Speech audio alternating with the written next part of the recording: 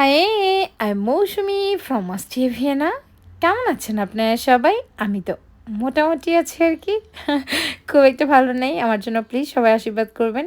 তো আজকে আমরা কি করলাম সেটাই হচ্ছে কি আপনাদের সাথে একটু শেয়ার করব সারাদিন। আর আমাদের ছুটির দিন মানেই হচ্ছে ঈদের দিন, মানে আমার হাজব্যান্ডের যখন ছুটি থাকে সেদিনটা আমরা ঈদের দিনের মতোই এনজয় করি।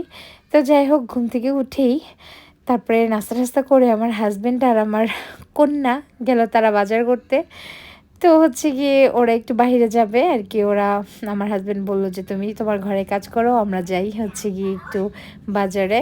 তো মাম্মামটা আমাকে টাটা দিচ্ছিল, পাকা বুড়িটা। তো ওরা চলে গেল। দেন হচ্ছে গিয়ে আমি আমার রান্নার আয়োজনটা করে ফেলি, তারপর আমরা একটু বাহিরেও যাব। তো আমি জাস্ট আজকে, যেদিন আমার অনেক তাড়াহুড়া থাকে সেদিন আমি একটুখানি হচ্ছে গিয়ে সিম্পলের মধ্যেই রান্না করি। তো আজকে আমি সর্ষে ইলিশ রান্না করব। তার জন্য আমি হলুদ সর্ষে আর হচ্ছে গিয়ে কালো সর্ষে, দুইটা সর্ষে নিয়ে সাথে একটু লবণ আর কাঁচামরিচ দিয়ে দিলাম, তারপরে ব্লেন্ড করে নিচ্ছি। আর এই হলুদ সর্ষে ব্লেন্ড করার জন্য কিন্তু একটু জল বেশি লাগে। নর্মালি জল দিয়ে ভিজিয়ে রাখলেও হয়, বাট আমি যেহেতু ভিজিয়ে রাখিনি, একটু জলটা বেশি দিয়ে ব্লেন্ড করতে হয়েছে সময় নিয়ে। দেন হচ্ছে গিয়ে আমি সবটা ইলিশ মাছে নিয়ে নিলাম, তার মধ্যে দুইটা ইলিশের টুকরা আমি জাস্ট রেখে দিলাম, ভাজা করব। আমার হাজব্যান্ড আবার ইলিশ মাছ ভাজাও খুব পছন্দ করে তেল দিয়ে। আর বাকিগুলো আমি সর্ষে ইলিশ করব। তো আমি যত তাড়াতাড়ি সম্ভব রান্নাটা করা যায়, দ্যাটস ওয়াই আমি কড়াইয়ের মধ্যেই মাখানো ঝাঁকানো যাই করবো আর কি। আমি এখানে হলুদ আর ধনিয়া গুঁড়া আর হচ্ছে গিয়ে জিরার গুঁড়া, এটা দুটো একসাথে মিক্সড করা, এটা আমি বাংলাদেশ থেকে এনেছিলাম। তো যাই হোক, এটা তারপর হচ্ছে কি দিয়ে দিব হচ্ছে গিয়ে সরিষার তেল আর লবণ, সুন্দর করে মেখে নেব। আর এটা কিন্তু অনেক সিম্পল একটা রান্না। তারপর আমি চুলায় জালটা দিয়ে দিলাম। দেন হচ্ছে কি একটু হালকা করে ভেজে নেব, জাস্ট একটু উল্টে পাল্টে আর কি, কষানো হলে পরে তারপরে যে বাটি ধোয়া জল বলে না, মানে আমি হচ্ছে যে ব্লেন্ডারের মধ্যে সরিষাটা ব্লেন্ড করেছিলাম, সেই ব্লেন্ডারের হচ্ছে গিয়ে জলটা ধুয়ে আমি জাস্ট দিয়ে দিব। তারপর হচ্ছে আমি ঢাকা দিয়ে বেশ কিছুক্ষণ রান্না করব, প্রায় 10 থেকে 15 মিনিট রান্না করলেই আমার ইলিশ মাছটা ডান। তো আমরা জাস্ট এখন খাওয়া দাওয়া কমপ্লিট করে রেডি হয়ে যাব বাইরে যাওয়ার উদ্দেশ্যে। ওরা তো বাইরে থেকে চলে এসেছে, তারপর মাম্মামকেও একটু রেডি করে নিলাম। দেন হচ্ছে গিয়ে আমরা এখন বেরিয়ে যাব বাহিরে। আর মাম্মামটা তো খুবই এক্সাইটেড, মানে বাহিরে যাওয়ার কথা শুনলেই ওর খুবই ভালো লাগে। তো আমার শরীর খুব একটা ভালো নাই, তাও ভাবলাম একটু বাইরে থেকে ঘুরে আসলে হয়তো বা একটু ভালো লাগবে। তারপর আমরা তিনজনই বেরিয়ে গেলাম। আর ওয়েদারটা সেদিন ছিল জাস্ট কি বলবো, অসাধারণ একটা ওয়েদার। কারণ হচ্ছে গিয়ে প্রায় 26 ডিগ্রির মতো টেম্পারেচার ছিল। দ্যাটস ওয়াই সামার সামার একটা ভাইব ছিল, অনেক ভালো লাগছে। বাট আমি যখন ভয়েস রেকর্ডটা দিচ্ছি তখন কিন্তু আবার অলরেডি ঠান্ডা, মানে বোরিং ডে। যাই হোক, আমরা তো হচ্ছে কি, এটা হচ্ছে হোপ বার্নব। এই হোপ বার্নবটা যদি আমি ভিডিও করি তাহলে মানে ফুল ভিডিও শেষ হয়ে যাবে, তাও হোপ বার্নব দেখানো শেষ হবে না, এত বড় একটা হচ্ছে কি এটা বার্নব। তো যাই হোক, আমি যেখান দিয়ে যাচ্ছিলাম সেটাই আর কি দেখাচ্ছি। আর ওদের দৌড় দেখে আমার কাজের অভিজ্ঞতা মনে পড়লো। আমি যখন কাজে যেতাম তখন গাড়ি তো অন টাইমে ছাড়ে, একদম জাস্ট ফিউ সেকেন্ড হচ্ছে গিয়ে ওয়েট করে। তো হচ্ছে গিয়ে দৌড় দিয়ে যেতে হতো গাড়ি ধরার জন্য। ওই জন্য ওই সিনটা একটু ক্যাপচার করে নিলাম। দেন হচ্ছে গিয়ে আমরা লিফটে উঠলাম, লিফট থেকে নেমে তারপর হচ্ছে গিয়ে যাব অনেকটা উবান ধরবো। তো অ্যাকচুয়ালি আমাদের বাসা থেকে আমরা যেখানে যাচ্ছি সেটা বলে দিচ্ছি, আমরা একটা পার্কে যাব। পার্কটার নাম হচ্ছে গিয়ে স্টার্ট পার্ক। আর এটা আমার বাসার খুবই কাছে, কিন্তু দুর্ভাগ্যবশত আমরা যেখানে দিয়ে যাই নর্মালি সেইখানে লিফটটা নষ্ট হয়ে যাওয়ায় তো মামনি গাড়িটা নিয়ে জাস্ট তুলে নিয়ে যেতে একটু লেট হবে বা কষ্ট হবে। তো হচ্ছে গিয়ে এই জন্য আমরা অন্য দিক দিয়ে যাব, একটু ঘুরে যেতে হচ্ছে। তো আমরা তো মেট্রো পেয়ে গেলাম। দেন হচ্ছে গিয়ে আমরা ভিতরে ঢোকার পরে আমি এই মহিলাকে একটুখানি ক্যাপচার করার কারণ হচ্ছে গিয়ে দেখে বোঝা যাচ্ছিল যে সে খুবই বয়স্ক, কিন্তু সে এখনও সাইকেল চালায়। মাই গড, ভাবা যায় তাদের যে একটা স্ট্রংনেস, সেটা ইমাজিন করতে পারি না যে এই বয়সে তারা কীভাবে এত স্ট্রং। তো যাই হোক, আমরা তো পার্কের ভিতর ঢুকে গেলাম। আর পার্কটা দেখে মনে হচ্ছিল একদম সামার যে চলে আসছে, কি সুন্দর সবুজ না। এইখানে কিন্তু অস্ট্রেলিয়াতে কিন্তু 60%ই গাছ, মানে এত সুন্দর গাছপালা। এটা জাস্ট ইসের সময় তো আর বোঝা যায় না, কি বলে উইন্টারের সময়। তো হচ্ছে গিয়ে সব গাছে তো আর পাতা থাকে না, তখন শুধু গাছগুলো থাকে দাঁড়িয়ে কোনো পাতাহীনভাবে। তো এটা হচ্ছে একটা ক্যানেল, আর এই ক্যানেলটা হচ্ছে গিয়ে এই জলগুলি মানে পিওর হয়ে তারপর হচ্ছে গিয়ে নদীতে যাবে। তো এগুলা হচ্ছে গিয়ে ড্রেনটা হচ্ছে গিয়ে একদম মানে এখান দিয়ে যাচ্ছি কিন্তু আমরা কোনো স্মেল পাচ্ছি না, বাজে কোনো স্মেল নেই, কারণ ড্রেনের জল হলেও এটা জাস্ট মানে পিউরিফাইড আর কি। তো যাই হোক, পাশেই একজন স্টেট সিঙ্গার ছিল। আমার কিন্তু স্টেট সিঙ্গারের সং অনেক সময় ভালো লাগে, আমি মনোযোগ দিয়ে শুনি, ভালো লাগলে কিন্তু আমি হচ্ছে গিয়ে ইউরোও দেই।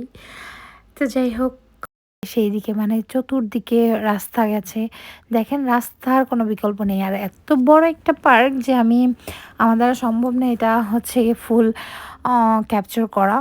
তো যাই হোক, আমরা যতটুকু পেরেছি আমি ক্যাপচার করার চেষ্টা করেছি। তবে পার্কে ঢুকলে একটা জিনিস ভালো লাগে, সবাই দেখেন যার যার মতো ঘুরছে, কি মজা না? আর হচ্ছে গিয়ে সবাই কিন্তু ওরা সামারটা কিন্তু খুব এনজয় করে, ওরা সামার আসলে ওরা যে কী করবে ওরা নিজেরাও বুঝতে পারে না, মানে এত এক্সাইটেড। তো হচ্ছে গিয়ে আমরা গিয়েছিলাম এই পার্কের ভিতরে অনেকক্ষণ হাঁটবো আমরা। তো আমি না সবসময় যখনই পার্কে ঢুকি একটা জিনিস মিস করি, সেটা হচ্ছে গিয়ে বাংলাদেশে যেমন হচ্ছে গিয়ে পার্কের সাইডে থাকে না যে হচ্ছে গিয়ে বাদাম বিক্রেতা, তারপর ঝালমুড়ির বিক্রেতা, চটপটি ফুচকা এরকম থাকে, কিন্তু কিন্তু এখানে দুঃখজনকভাবে কোনো দোকানপাট বা কোনো কিছুই নেই। আমরা চাইলেও এখান থেকে কিছু কিনে খাওয়ার কোনো অপশন নাই। যদি না আপনি হচ্ছে গিয়ে সাথে করে খাবার প্যাক করে আনেন, তাহলে এই যে এরকম মাঠের মধ্যে বসে তারপর হচ্ছে খেতে পারবেন। সেটার মধ্যেও একটা মজা আছে। তো যাই হোক, আমরা কিছু ক্যারি করি নাই খাওয়ার জন্য, বাট জাস্ট একটু হাঁটছিলাম। আর এখানে যদি এমন হয় যে আপনি হাঁটার উদ্দেশ্যে এসেছেন বা এক্সারসাইজ করবেন, তাহলে একটা মজার ব্যাপার হচ্ছে কি, এটা যদি ফুলটা আপনি চরকির মতন একবার করে ঘুরেন, তাও মনে হয় ১.৫-২ ঘন্টা লেগে যাবে মানে টোটালটা কভার করতে। তো যাই হোক, পুকুরটা দেখে তো আমার খুবই ভালো লাগলো। দেশের কথা মনে পড়ছিল যে আমরা কত পুকুর দেখতাম। এখানে তো ওরকমভাবে খুবই কম বললেই চলে, খুব একটা নাই। তো সবাই তো পুকুর পাড়ে বসে আছে। আমিও কিছুক্ষণ বসে থাকবো। তারপরে ভাবলাম যে না, বসে থেকে লাভ নেই, সন্ধ্যা হয়ে যাবে। তারপর হচ্ছে গিয়ে উঠে আবার হাঁটা দিলাম। তারপর হচ্ছে গিয়ে দেখছিলাম যে কত সুন্দরভাবে সবাই তাদের সময় কাটাচ্ছে, কত রোমান্টিকভাবে। আমরাও চাইলে এভাবে কিছু সময় থাকতে পারতাম, বাট মাম্মাম তো ঘুমিয়ে আছে। মাম্মামটা জায়গা থাকলে কিন্তু বেশি ভালো হতো। আর এই গাছটা দেখেন কি সুন্দর, নিচু একটা গাছ। তো প্রকৃতির মাঝে আসলে কিন্তু মনটাও বেশ ভরে যায় আনন্দে। অ্যাকচুয়ালি সবুজের সমারোহের মধ্যে মনটাও তখন সবুজ হয়ে যায়। তো বাসায় থাকতে থাকতে খুবই বোর লাগছিল, কিন্তু বাইরে এসে এত ভালো লাগছিল কি বলবো। তো আমরা তো হেঁটেই যাচ্ছিলাম, মনে হচ্ছিল যে শেষ হচ্ছে না। আর হচ্ছে গিয়ে অনেক সুন্দর একটা পার্ক, বাট হচ্ছে গিয়ে কি বলবো, ওই যে খাবার দাবার মিস করি, বাঙালি মানুষ হচ্ছে গিয়ে খানাপিনা। তো হচ্ছে গিয়ে আমরা জাস্ট হাঁটাহাঁটি করে কিছু পিকচার ক্লিক করলাম। মামুনি যদিও হচ্ছে জেগে থাকতো তাহলে সব থেকে আমাদের আনন্দ হতো, কারণ ওকে নামিয়ে দিলে ওর সাথে ছোটাছুটি অনেক কিছু করা যেত। কিন্তু যেই টাইমটায় আমরা বের হয়েছি সেই টাইমটা মামুনি ঘুমানোর সময়, দ্যাটস ওয়াই ও একটু ওই মানে ন্যাপ নেওয়ার সময় সেই ন্যাপটা ও অ্যাকচুয়ালি ওর গাড়িতেই নিয়ে নিল। দেন হচ্ছে গিয়ে আরেকটা মজার ব্যাপার এখানকার, আমার সবথেকে ভালো লাগে এই যে ওরা সামারে হচ্ছে গিয়ে এত সুন্দর করে সবাই জনে জনে বসে আছে, দেখেন একটা পিকনিক পিকনিক বা ঈদ ভাইবস, তাই না? কত মজা। আর ছুটির দিন মানে হচ্ছে গিয়ে ঈদের দিন আমার কাছে সবসময় অলওয়েজ অ্যাকচুয়ালি। তো এত ভালো লাগতেছিল, মনে হচ্ছিল আমরা একটুখানি গল্প করি বসে।